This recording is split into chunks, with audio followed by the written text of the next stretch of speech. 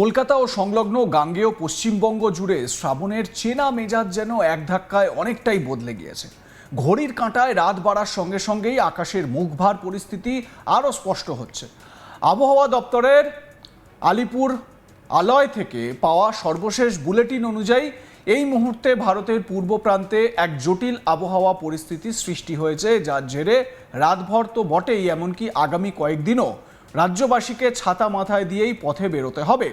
গাঙ্গেয় পশ্চিমবঙ্গ জুড়ে মৌসুমি অক্ষরেখা এখন মারাত্মকভাবে সক্রিয়, আর তাকে আরও বেশি অক্সিজেন যোগাচ্ছে ভারত ও বাংলাদেশের আকাশে অবস্থান করা জোড়া ঘূর্ণাবর্ত বা সাইক্লোনিক সার্কুলেশন।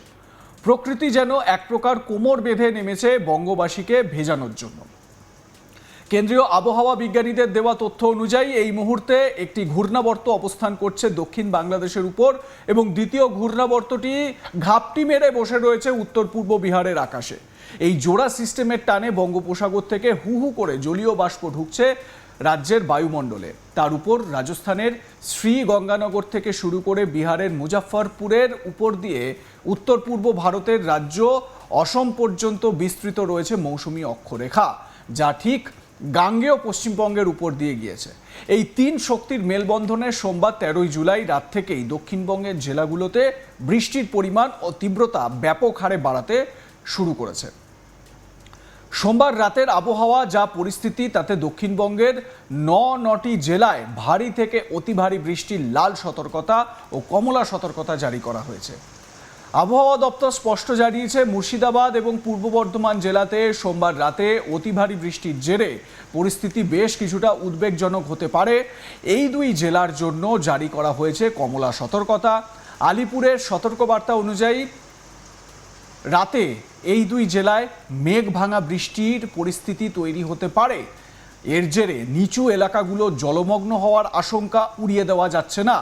অন্যদিকে কলকাতা সহ দক্ষিণবঙ্গের বাকি 7টি জেলায় জারি রয়েছে ভারী বৃষ্টির হলুদ সতর্কতা। এই তালিকায় রয়েছে কলকাতা, উত্তর 24 পরগনা, দক্ষিণ 24 পরগনা, হাওড়া, হুগলি, নদিয়া, বীরভূম জেলা। এই জেলাগুলোতে রাতভর বিক্ষিপ্তভাবে দফায় দফায় ভারী বৃষ্টিপাত চলবে।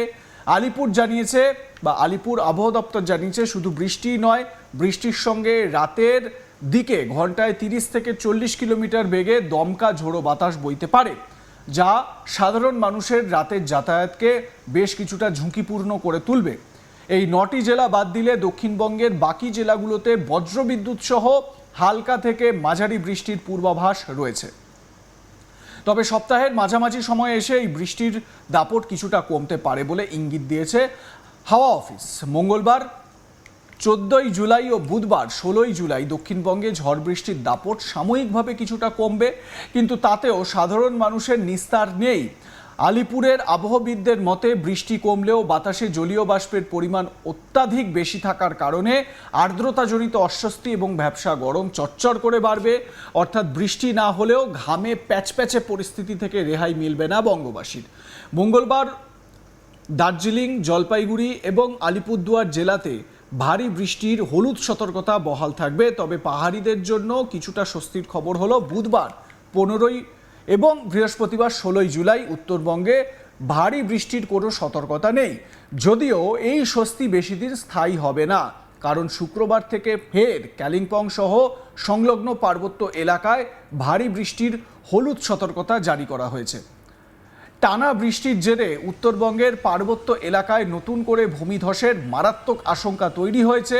পাহাড়ি নদীগুলোর জলস্তর হু হু করে বাড়ছে, যার জেরে তোরসা, তিস্তা বা জলঢাকা নদীর জল কোথাও কোথাও বিপদসীমার উপর দিয়ে বইতে পারে বলে আশঙ্কা করা হচ্ছে। অলরেডি সেই আশঙ্কার পরিস্থিতিতে কিন্তু রয়েছে, কারণ এই নদীগুলোর জলস্তর বাড়ছে। ডুয়ার্সের নিচু এলাকাগুলো প্লাবিত হওয়ার আশঙ্কা। এর জেরে চাষের জমি, শস্যের ব্যাপক ক্ষতির আশঙ্কা করছে প্রশাসন।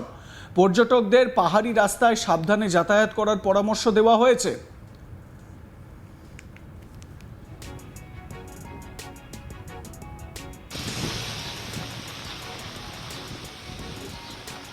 এবার আসি কলকাতার দিকে। কলকাতার রাতের আকাশের দিকে তাকালে এখন শুধুই কালো মেঘের আনাগোনা চোখে পড়ছে। সোমবার রাতভর তিলোত্তমার আকাশ মূলত মেঘলা বা আংশিক মেঘলা থাকবে। আবহাওয়া দপ্তর কলকাতার জন্য বিক্ষিপ্তভাবে ভারী বৃষ্টির হলুদ সতর্কতা জারি করেছে।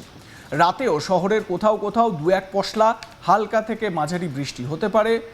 সোমবার কলকাতার সর্বনিম্ন তাপমাত্রা রেকর্ড করা হয়েছে 28.9 ডিগ্রি সেলসিয়াস এবং রবিবার সর্বোচ্চ তাপমাত্রা ছিল 30.9 ডিগ্রি সেলসিয়াস। তাপমাত্রা খুব একটা বেশি না হলেও আসল খেলা দেখাচ্ছে বাতাসে আপেক্ষিক আর্দ্রতার পরিমাণ। আপেক্ষিক আর্দ্রতার পরিমাণ 84 থেকে 98% মধ্যে ওঠানামা করছে। এর জেরে রাতেও অস্বস্তিকর ভ্যাপসা পরিবেশ বজায় থাকছে। মানে বৃষ্টি হলেও তাপমাত্রা কিছুটা নিম্নমুখী হলেও অস্বস্তিসূচক গরম বজায় থাকছে এই আপেক্ষিক আর্দ্রতার জন্য।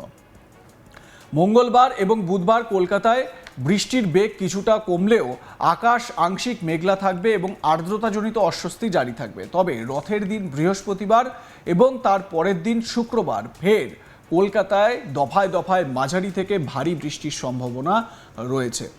তাই চলতি সপ্তাহের বাকি দিনগুলোতে ঘর থেকে বেরোনোর আগে ব্যাগে ছাতা বা রেনকোট রাখতে ভুলবেন না, এমনটাই পরামর্শ দিচ্ছেন বিশেষজ্ঞরা বা আবহবিদরা।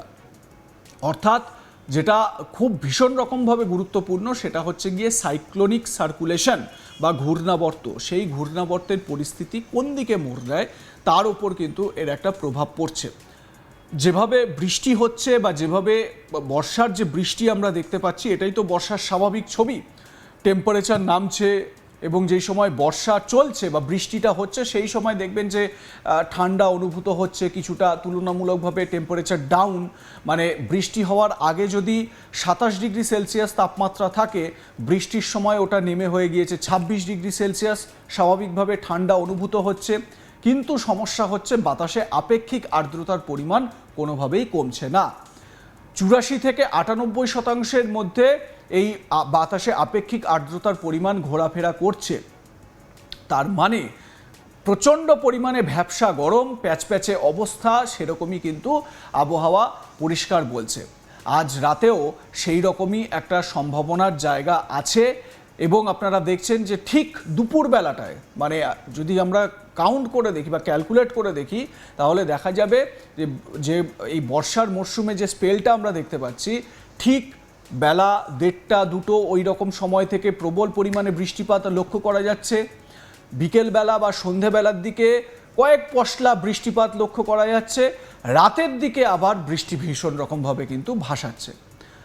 আর এর সঙ্গে যুক্ত হয়েছে বজ্রপাত, কঠিন বজ্রপাত।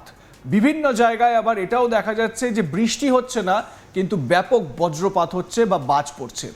এটাই অনেক পরিবেশবিদ বিশেষজ্ঞরা বলছেন একটা বাজে লক্ষণ।